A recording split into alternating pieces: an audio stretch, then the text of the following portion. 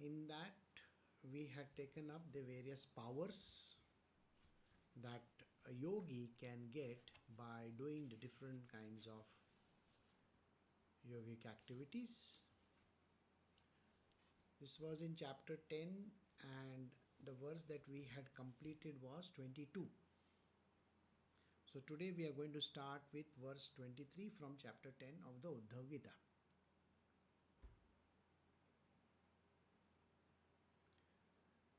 So this is chapter 10 of the Uddhav Gita, the last message of Sri Krishna, verse 23. Wishing to enter another's body, the yogi should imagine himself there, then leaving the gross body and betaking himself to the subtle body, he should pass through the external air like a bee. Krishna is describing another technique to Uddhava. Now this technique is called Kaya Pravesh.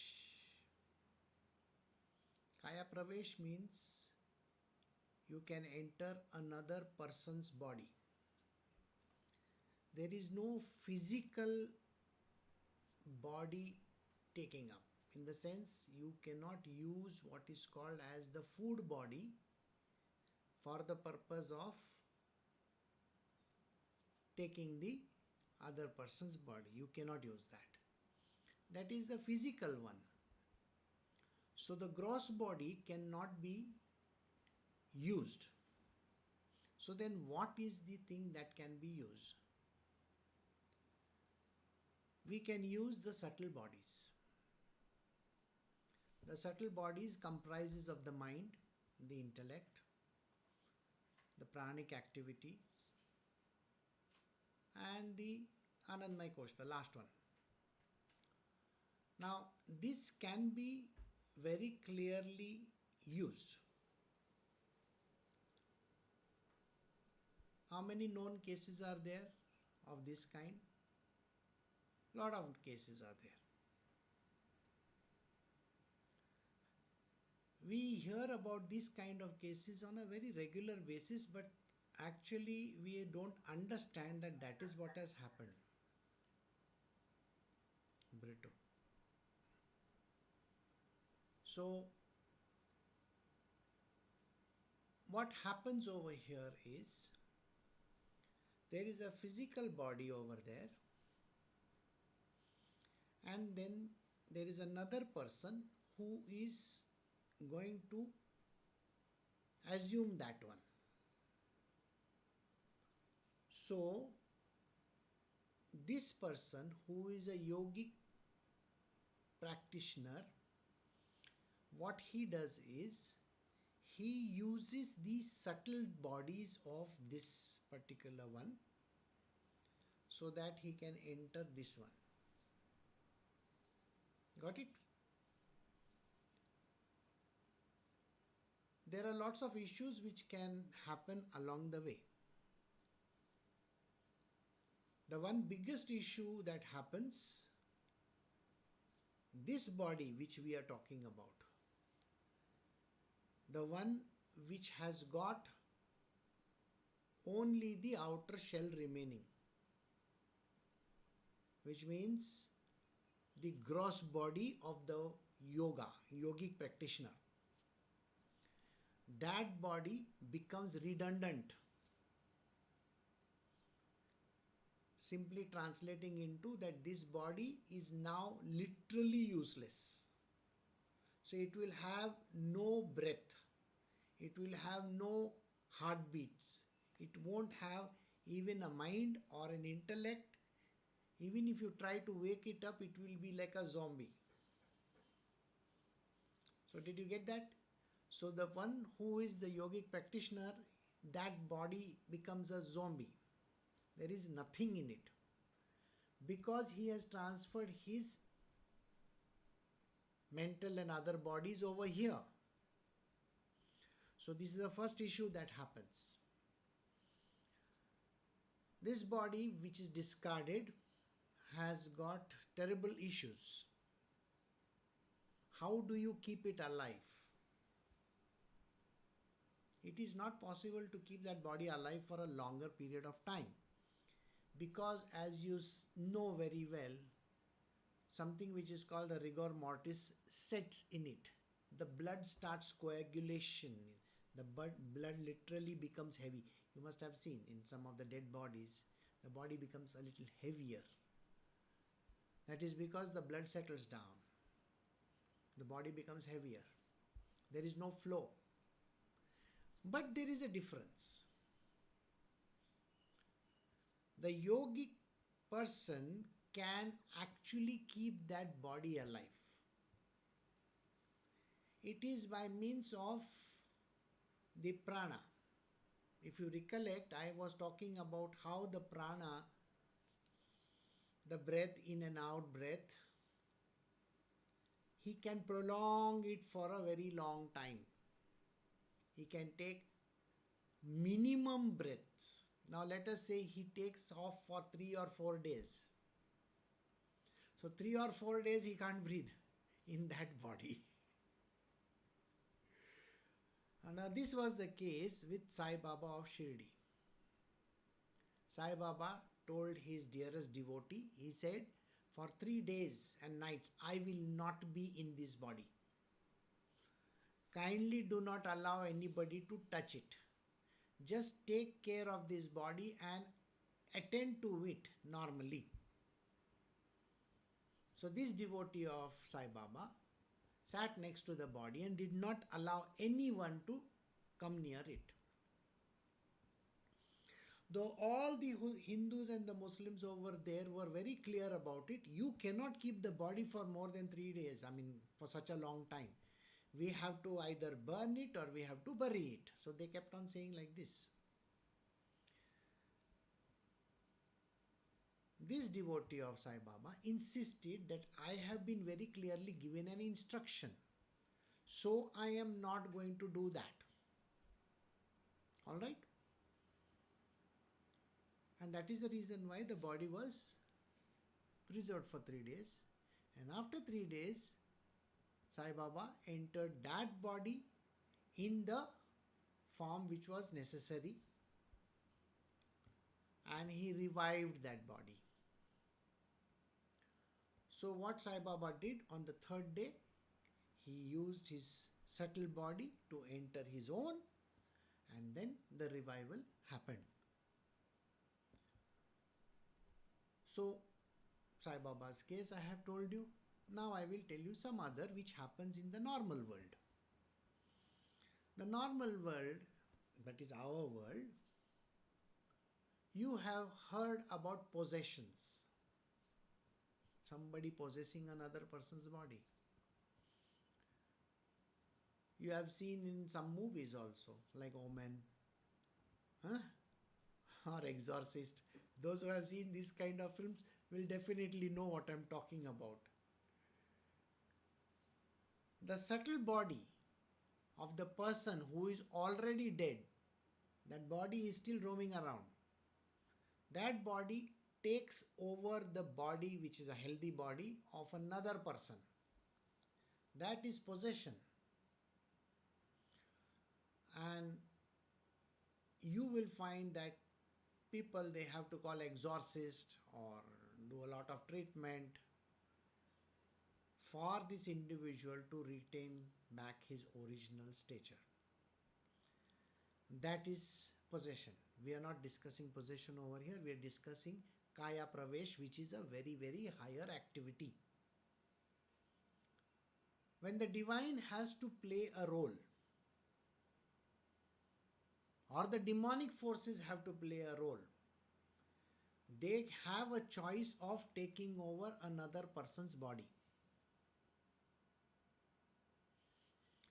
The criteria or the eligibility factor depends on that body itself. So the person may be alive, the person may be dead, the person may be just about to die. It is possible. Whichever way, it is possible. Retaining the characteristics of that body and the subtle characteristics of this, there is a combination which can be played out with this, the new one. All right. So now I will come to how it is done when Krishna is giving an answer. He says, if you are wishing to enter another's body, the yogi should imagine himself there. Then, leaving the gross body and betaking himself to the subtle body, he should pass through the external air like a bee. Now, have you ever been able to disconnect your gross body and your subtle body by any chance? The answer is very simply no. Nobody has been able to detach his body separately. So, gross body on one side and subtle. So, you don't do it knowingly. Unknowingly, you do it. Unknowingly, it is done when you are in deep sleep. You have heard people, they are able to see themselves from top. You have heard people talk about the OBE, out of body experience, right? Lots of times you have heard about the OBE. Many a times people say that, oh, I have seen myself sleeping over there or doing some activity. Now, this kind of things is possible. So, this disconnection of the gross and the subtle happens but unknowingly as far as you are concerned. The yogi can do it knowingly. That means the yogic person, the person who has the yogic powers, he is able to disconnect his body, separate it out, and he can then travel. And then he can enter another person's body as well. If certain activities that need to be performed, they can be done. And this way, a person can come under the influence of a greater entity. So the yogic practitioner can completely override this person with a very, very low willpower.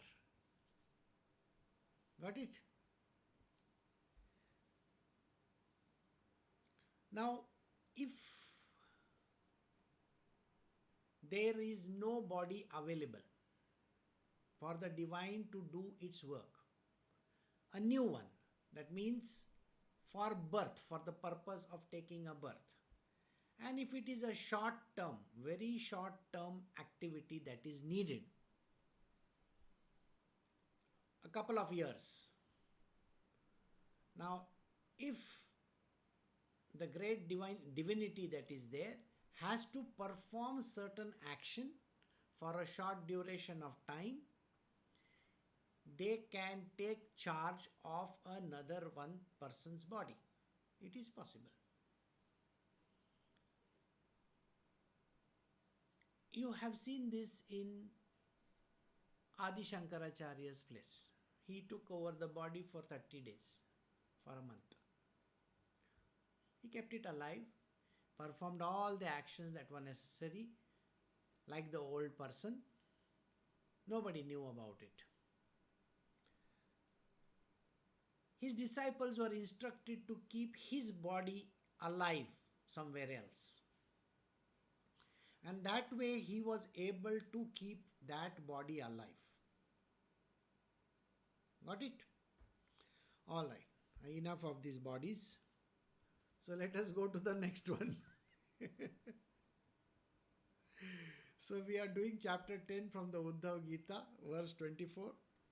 Sitting on heel and lifting the prana to the heart, chest, throat and head, and taking it to the Brahma through the subtle orifice in the head, one should give up the body. The technique involved over here. Sitting on heel and lifting the prana. There is a very clear indication how this is done. What is the heel? You know the heel, correct? Why is it said that sitting on the heel? That is because the prana has to rise above. Prana, you know. Now it has to rise above. We should not allow it to go downwards. So what you do is, suppose this is the heel, you put it very tightly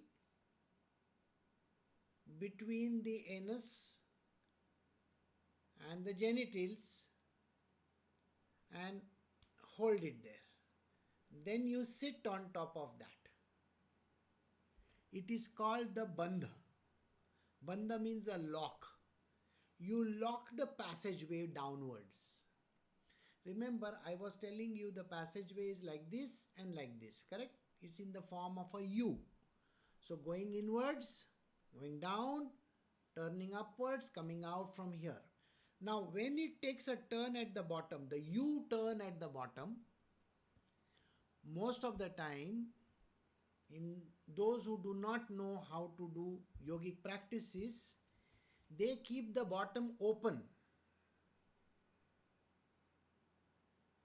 So there is a complete grounding of the prana. The prana enters the lower domains.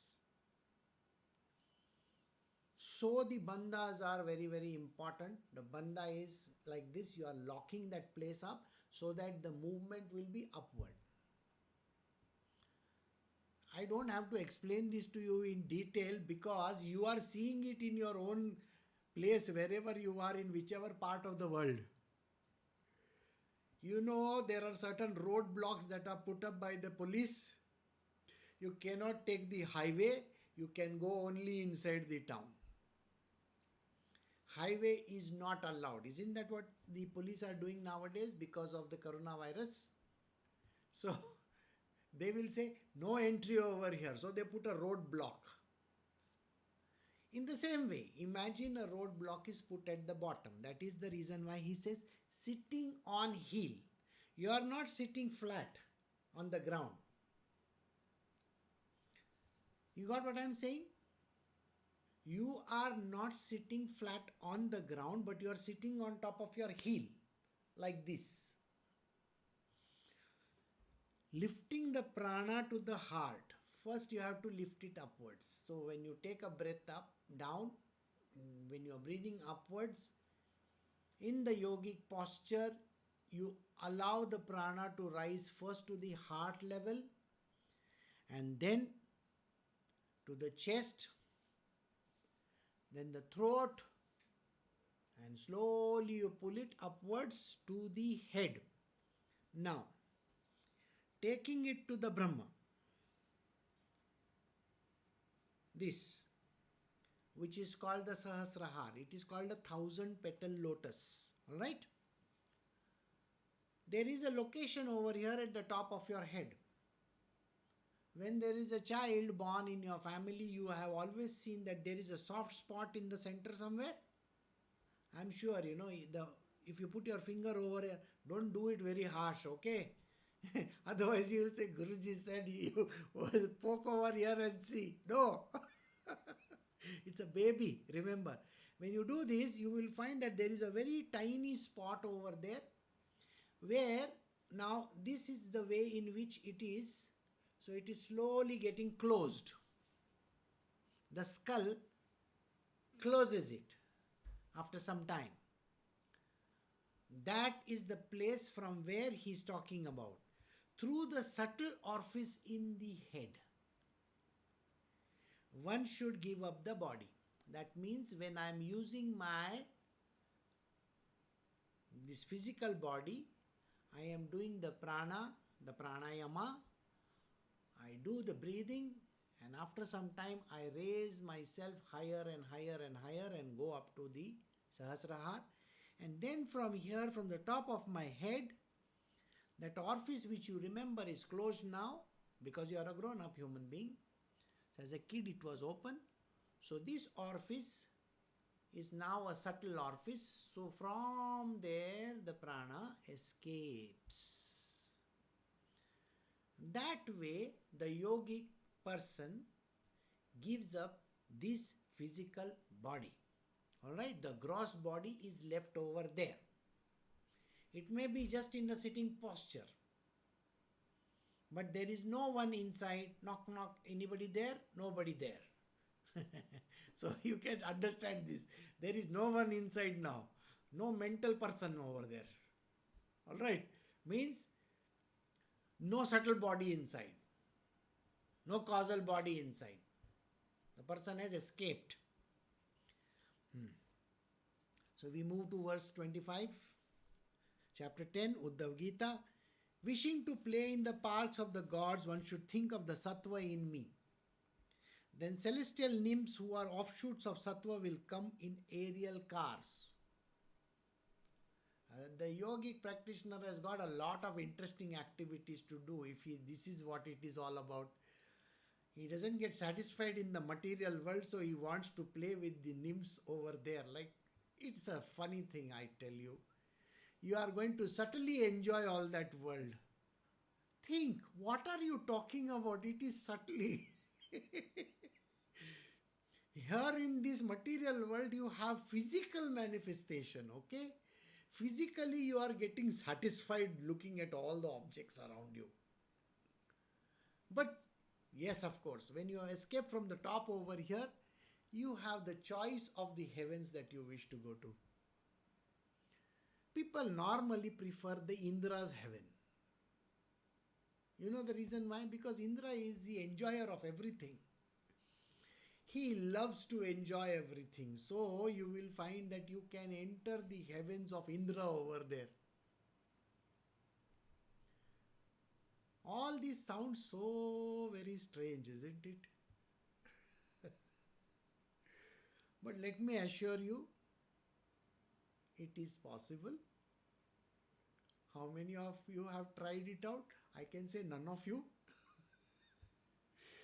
Because if you enjoy that kind of happiness, you will never want to come back to this body. Otherwise, why are you sitting here trying to learn this, isn't it? Here, there is always a, warning. There is a warning which is given even on the cigarette packet, exactly like that, the warning.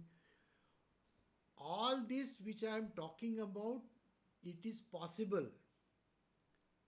But do not try this at home. Because it is very dangerous. Alright? The reason is very simple. You may know how to get out, but who is going to bring you back? People at home will say bye-bye and they will take your body away. So don't you try it. It is good to learn. Learning is okay. Knowledge is fine. Not necessary that you got to do. Knowledge about various drugs, various liquors or all those intoxicants is fine. But why would you want to try it out? So this is the reason why when a person escapes from this place, the subtle orifice on top of the head, he has the possibility of entering the various heavens. Most of the time, because the person is interested in pleasure, so he enters the heavens of Indra. So when he enters the heavens of Indra or any other god that he wishes to be with, okay? Just imagine it's Flash or somebody like that. So which he will enter? Somebody who uses fire as the power. You have seen in some of those Avenger movies, person who plays with the fire. So he must have definitely gone to the heaven of the fire god. He also has a heaven, okay? Everything is burning over there mostly, I think. So, he should go to this particular heaven.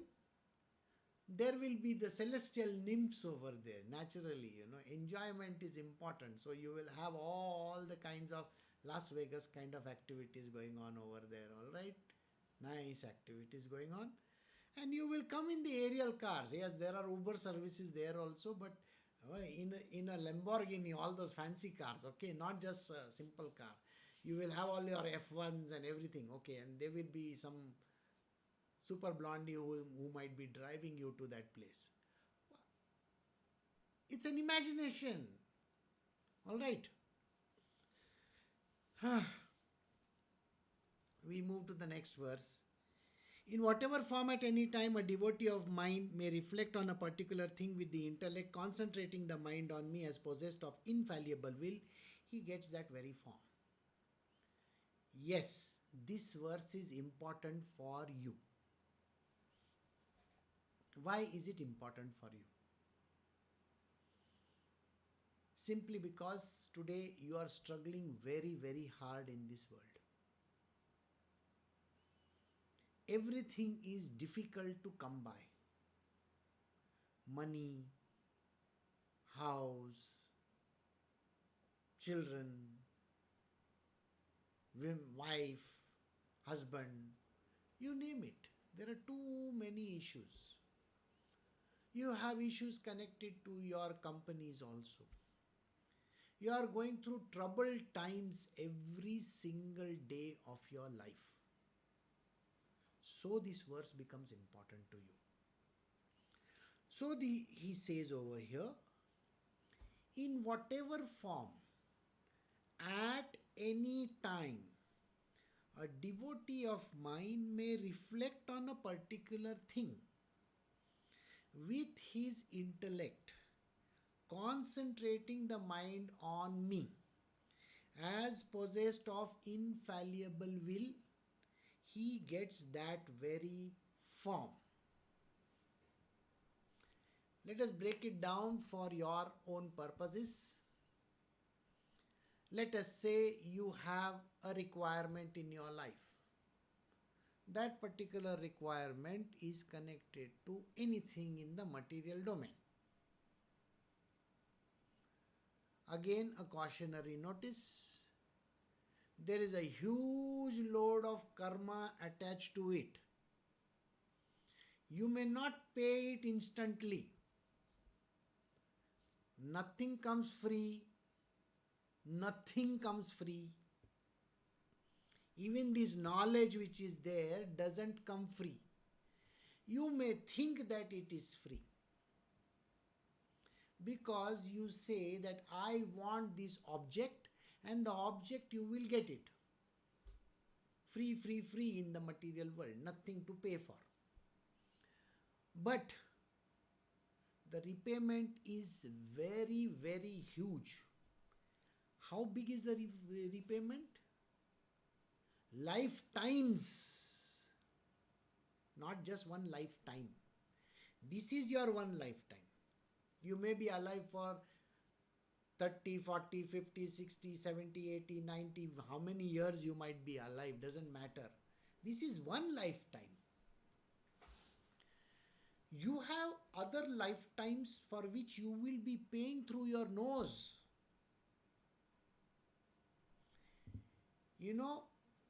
Buy now, pay later policy, okay? Krishna is telling you that there is like that also over here. You can take the possession of the object, you can take your house, and you can pay in the next life or the next or the next or the next or the next. They will give you an equated installment, equated life installments, not monthly installments, lifetime installments. And let me assure you, it is very, very painful and terrible. Just one example I will give you. I want you to think with your calculating mind how much you are going to pay for this. Let us say, in the movies you have seen people how they do. Now they look at a girl, the villain will look at a girl and he will say, I want to possess her. And he does all kinds of wrong things. And he gets hold of this person. You may say, okay, he is now having her and nothing is going to happen. He will die a natural death later on in life and everything is fine. Sorry. The karma associated with that individual is now linked to him. Whatever he has done to that person in turn will have to do to him in consequent lives, future lives. If somebody has done something bad as a man to a woman, the reverse will happen in the future lives. When it's going to happen, I can't tell you. And how many activities will be happening? No idea again, because everything is broken down into small groups. So anything that you are asking for is terrible and dangerous. Spiritual world is teaching us not to get involved in this kind of stuff.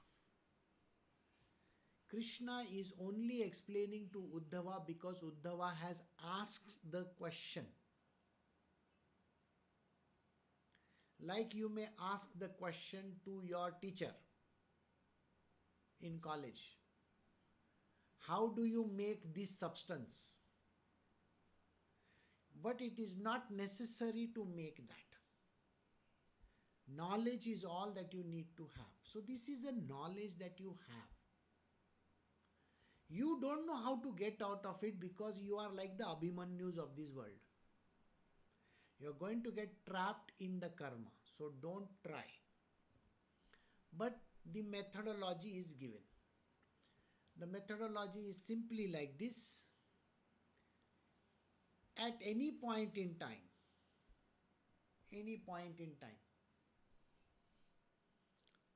now why is this qualification over here? You may be a 70-year-old person and you are saying that I want to have a baby. Logically, it is not possible, isn't it? It is impossible. But if you use this technique, you can still have it. You have seen in various scriptures, various holy books, where the sage grants a person who may be 65 or 70-year-old woman will come and ask the saint or the sage, can I have a child? And the saint blesses and says, okay, you can have. That person at the age of 65 may have a child. Now you tell me whether it is right or wrong. It is terrible. Because by the time the child grows up into a teenager, the person is already 75. 80. You think an 80-year-old will be able to handle a teenager? You need to have money and everything for the studies and all that. So many things are there. So many parameters which a person misses out. So just I gave you an understanding of how the time is affected. Alright. He says in whatever form, any form that you wish to, at any age, at any point in time, if a devotee of mine, if Krishna's devotee, now I don't have to express to you what devotion and all that is, we have already done that. If a devotee of Krishna reflects on a particular thing, that means if you reflect that I want to become the king, or I want to become somebody great, or I want to become the owner of that castle, whatever that you have in mind, you have to think it with your intellect. The idea is not in the mind. Intellectually you think about it. Why? Just now only I gave you the answer. The answer is, are you able to handle it? Intellectually think about it. Let us say today you say, I want $1 billion. I mean, that is what a person will think of, isn't it? He doesn't want just 100 rupees, 200 rupees. He wants billions. Intellectually, if you are thinking that you need billions, what will happen to you? Tomorrow, you will get $1 billion in your bank account. How are you going to tell the government or the income tax department where that money came from? You will not be able to explain. And that is the reason why you got to think intellectually. What are you talking about? Do you really need it?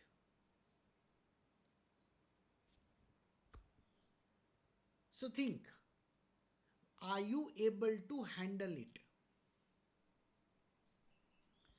You may say that I want to get married to this very beautiful woman. And she may be in love with somebody else. Will you be able to handle it? She may run away the next day after marriage, okay? Then what happens? So intellectually think about it, whatever object that you wish to have. Do you really believe you will be able to go through with it? Some people who do not have job, some people who do not have money, some people who do not have a place to stay may say, oh, I want this. Okay, granted, I will give you like a modern genie, you know. I say, granted, you get a house. You wanted a house? Here, take the house. Who is going to pay for the upkeep? Do you think you have qualification for that? Do you have the money? No. So there are so many parameters that you have to first consider intellectually. So now this is an intellectual thing. People who ask for ranks or very good marks in their examination, they go and pray to God and they say, God, please give me very good ranks and very good examination. I want you to help me get good number marks over here.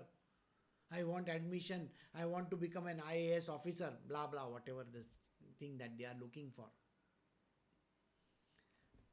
The person may become an IAS officer. And he may get thrown to the worst places on earth. Then what happens? He will be sent to the jungles of some such, very remote place. Then what happens? Are you satisfied getting that job?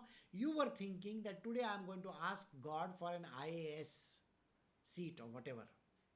And I become an IAS officer and I think that I am going to be working in Mumbai. But that was only your thinking. You never said that this is what you want. Do you recollect the story of a very important person, Hiranyakashyap? He asked for too many things, but he forgot that one thing. It should neither be day or night. He said, grant me this, neither day nor night, neither on top nor at the bottom, nor to be killed by a man, nor to be killed by a beast. So many things he thought that he had covered the whole basis, Never happened. Narsimha avatar, which is neither human nor an animal, came up. Neither in nor out. At exactly where the door is, where the doors are. What do you call that place? Whatever. He put him on his lap. So he was neither on top nor at the bottom. Remember, he said, I cannot be killed by any astra shastra. So he used his nails. It was neither day nor night because it was twilight. So how many things can a person think of? You may say today that I want admission in this college, I want to become an MBA, I want to do this and I want to do that. You can keep on asking for God knows what all. But do you really think you can handle it?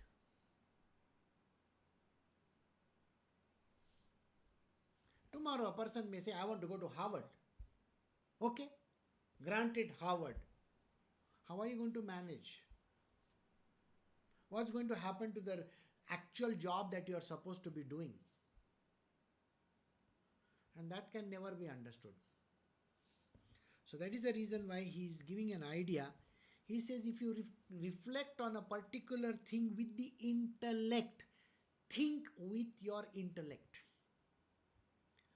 But concentrate your mind on me. Your mind should be at my feet. Mind is wandering, you know that, no? Goes everywhere. No. The devotee's mind should always be surrendered at the feet of the Lord. Why is the mind involved? Mind is the root for all your karmic debts. It's a place from where all the karmas begin and end. Remember that. So mind should be at the feet of the Lord. No karma happens there. Because if you surrender, you have given your power of attorney to God. When you have given your power of attorney to God, He is going to be in charge of all your karmas. So this is the way in which He is saying you can do it. Intellectually think about what you are saying. What do you desire? Then surrender your mind at the feet of the Lord. Then He says, concentrating the mind of me as possessed of infallible will. You know very well that I have a fantastic will, that I can grant you anything. It is going to come from my godowns, my repository, my place. That will be granted to you. As possessed of infallible will, he gets that very form. I will give you one example how this was done. Somebody goes to a great sage.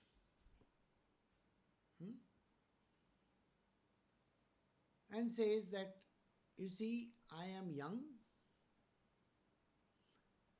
I have got money, I have got everything, so I have covered the bases. Now I need a baby. I have got a husband also and I need a baby. So the sage, using his powers, yogic powers, can grant this person a baby. The baby is born.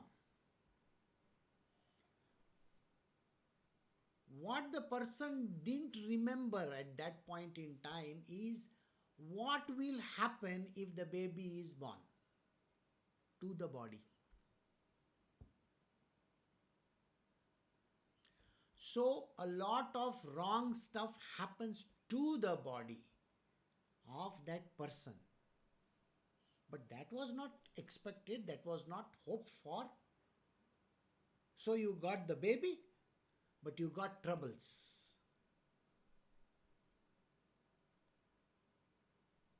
So intellectually also a person may think that they have covered all bases. Nobody can cover all the bases. So the baby was born, the baby grew up, and a time came when the sage said, now I will not be there. That means it was my gift from my repository, from my godown to you. Now I am not going to be with this person.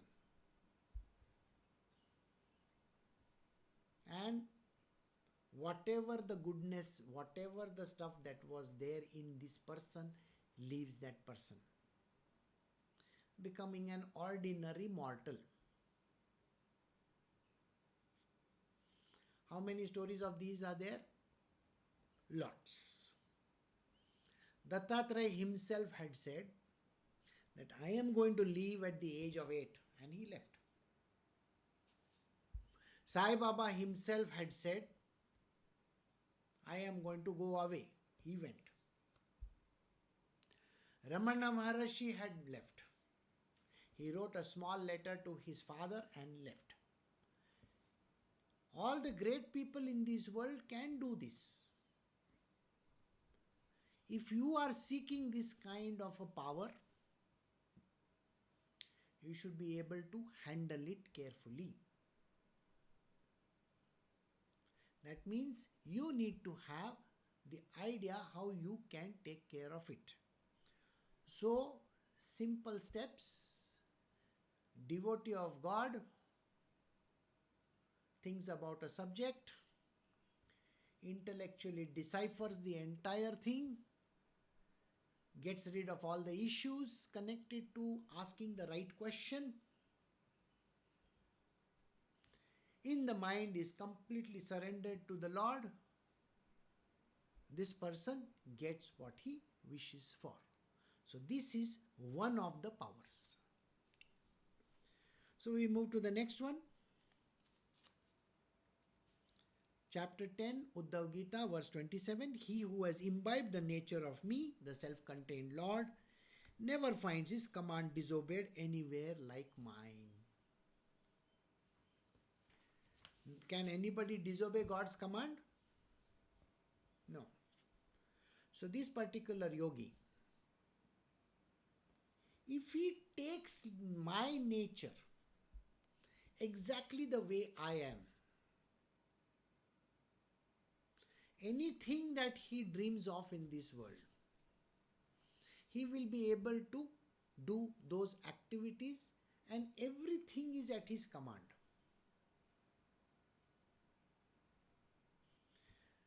Okay, now we move to the next verse. Now we are taking a time to understand how a devotee can do this. Earlier we were talking about the yogi, person who does all kinds of yogic activities. That is pranayama, yogasana and all those kind of things. Now we are talking about a devotee, and what is it that a devotee can get even if he doesn't even want any powers. So chapter 10, Uddhav Gita, verse 28. The intellect of the yogi whose mind is purified by devotion to me and who knows how to concentrate on God encompasses the past, present and the future unaffected by birth and death. Now we are coming to a pure devotee of Krishna, the Lord himself. When you become a pure devotee of Lord, which is called having single pointed devotion to God, now what is it that he gets? Because he is a devotee of God and he has nobody else in this world, that means he is completely detached from everybody. He is dispassionate, he is discriminative, he doesn't have any problems in thinking that God is in everything. He knows that God is in everything for such a devotee. The intellect of the yogi whose mind is purified by devotion to me and he knows how to concentrate on God, this yogi who is a pure devotee of mine, why is he called a yogi? Because he might have practiced in the past. Becoming devotee is a secondary issue. It's like you are doing those yogic activities for understanding purpose, but you are now a devotee. So this devotee, when he takes over and becomes a devotee of Krishna, such a kind of a person, he can encompass every power which God has. What is that power? He encompasses the past, the present and the future as well, unaffected by birth and death. Okay. Every human being is supposed to be born and he has death also programmed. So now let us look at it, what Krishna is saying over here. Now the devotee of Lord, when he has completely surrendered to God, completely surrendered to Krishna,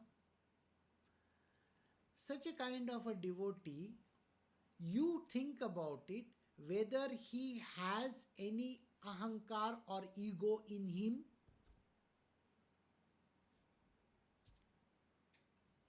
He is like a plaything in the hand of God, isn't it? Just imagine there is a child who is playing with a stuffed doll, a stuffed bear or a stuffed doll, some kind of a doll. Do you think that the doll, the stuffed one, does it have a life of its own? No. The child will raise the hand. He will take the hand of the doll and raise it. He will make it walk. He will say, okay, now I'm going to feed you. I'm going to do this to you. I'm going to give you a bath. I'm going to do...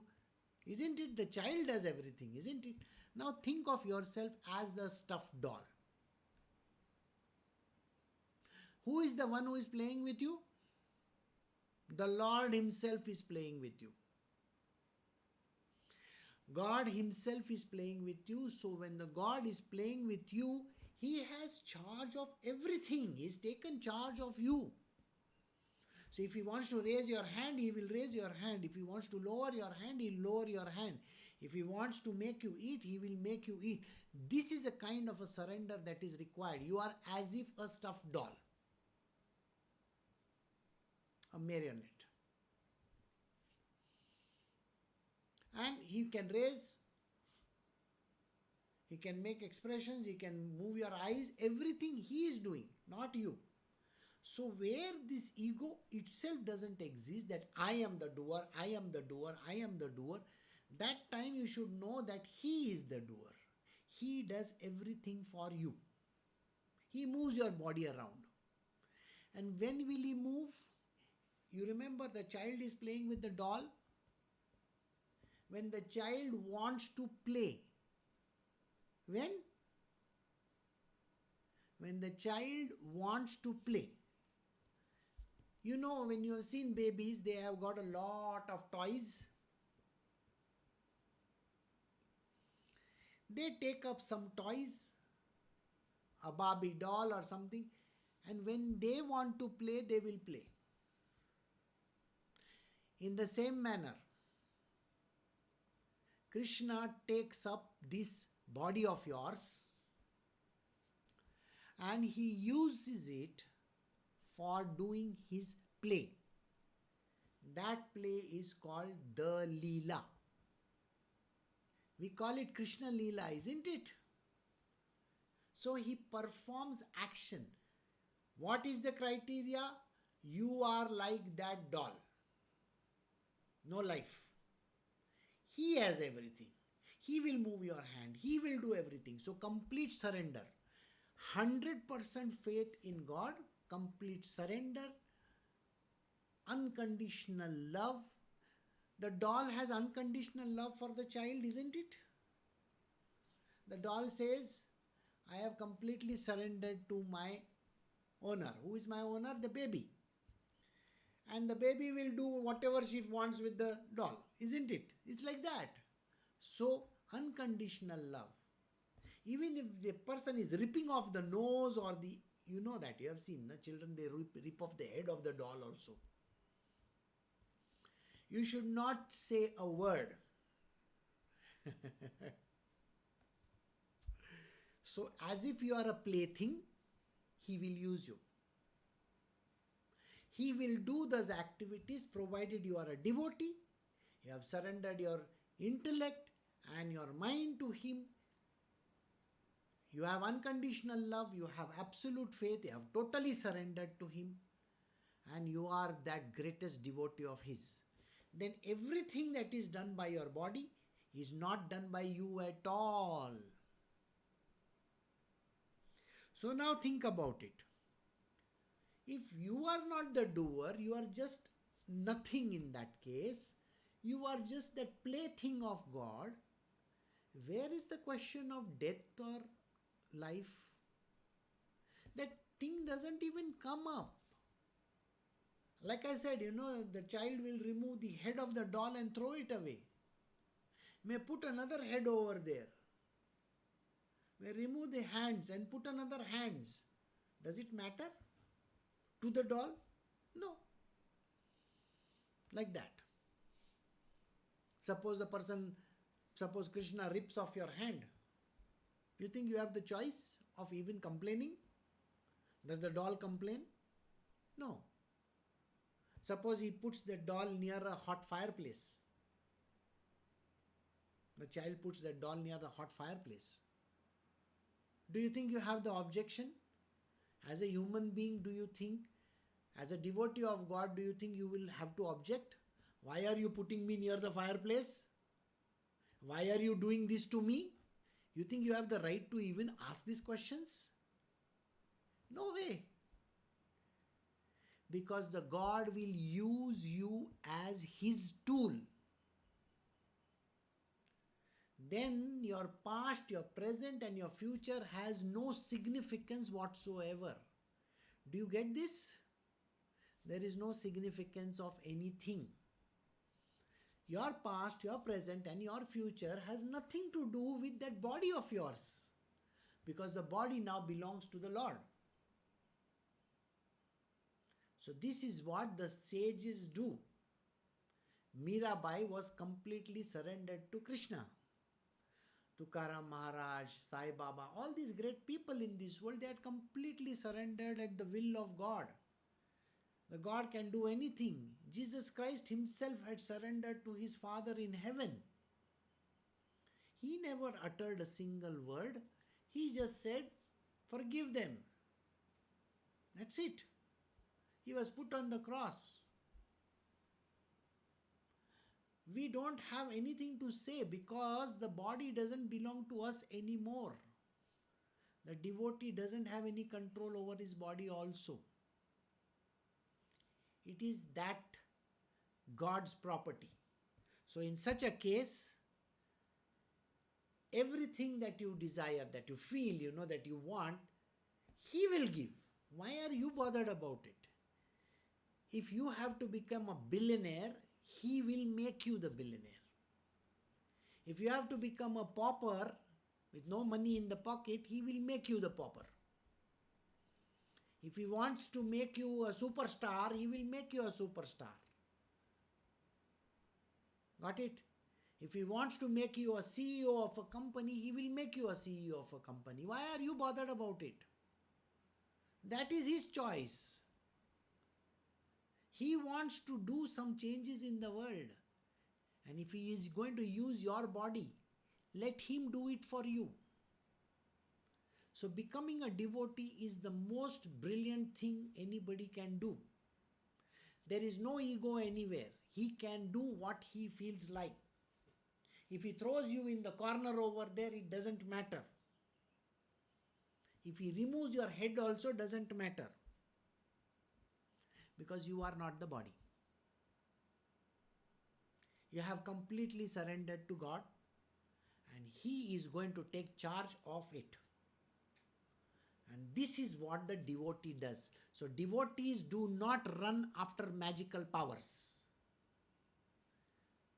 Got it? All the magical powers we have discussed till just now, till this last verse, has nothing to do with a devotee. The devotee has surrendered to God. He knows his master, Father in heaven, God, Krishna, whatever you call Him, is the one who is going to run his life for you. And you have to surrender to Him. So the best thing for a person to do is to become a devotee of God. Then he knows whatever he has to do. He has programmed the entire future. Got it? So we have come to the end of today's satsang. We have ended at verse 28. Tomorrow we will do 29. since in India this thing has been extended for 2 more weeks, I think it will go on till the 18th of this month. Please stay home, stay safe, and one most important thing, there is a very important app which Government of India wants you to download.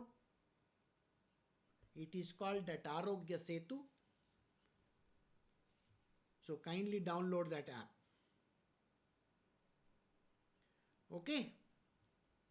And stay safe. It's very, very important. Bye. Have a nice day.